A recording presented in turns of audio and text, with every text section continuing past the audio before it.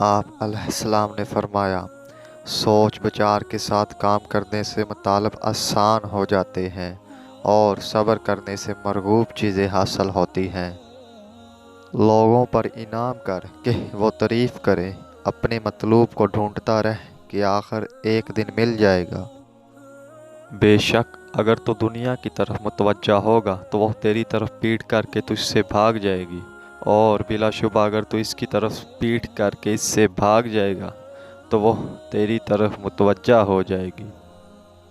وہ لوگ کہاں چلے گئے ہیں جو یوں کہتے تھے کہ بھلا ہم سے کون زیادہ زور اور بھاری جتھا رکھتا ہے؟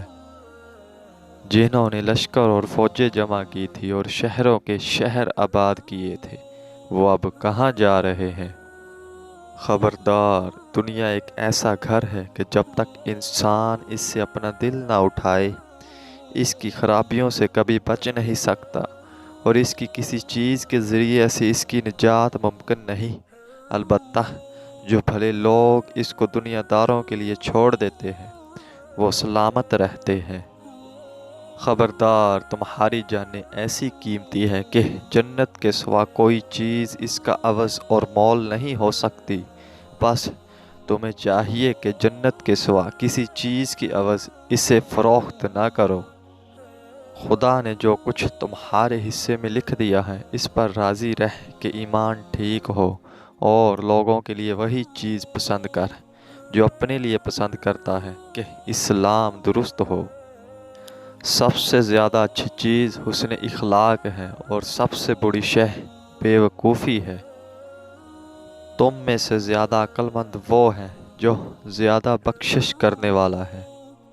وہ لوگ کہاں جا رہے ہیں جن کے نشانات نہایت خوبصورت، کام بہت اچھے اور ملک وسیع پیمانے پر تھے؟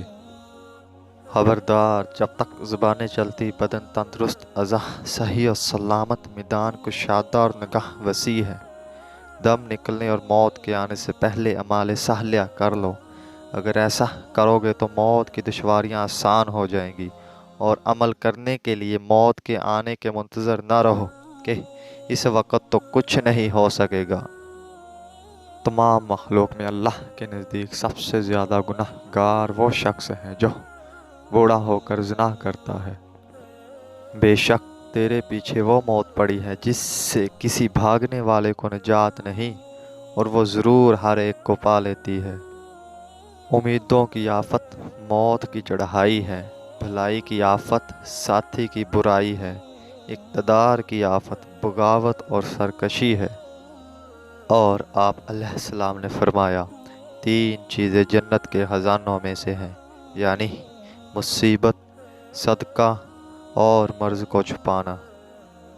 جب کسی سے محبت کرو تو حد سے زیادہ نہ کرو، اور جب کسی سے دشمنی کرو تو اس سے مکمل طور پر میل ملاقات ترک نہ کرو۔ جب تک تمہارے بدن تندرست، زبانیں کھلی ہیں اور توبہ قبول اور اعمال مقبول ہو سکتے ہیں، تو ایسی حالت میں نیک کام کرنے میں جلدی کرو۔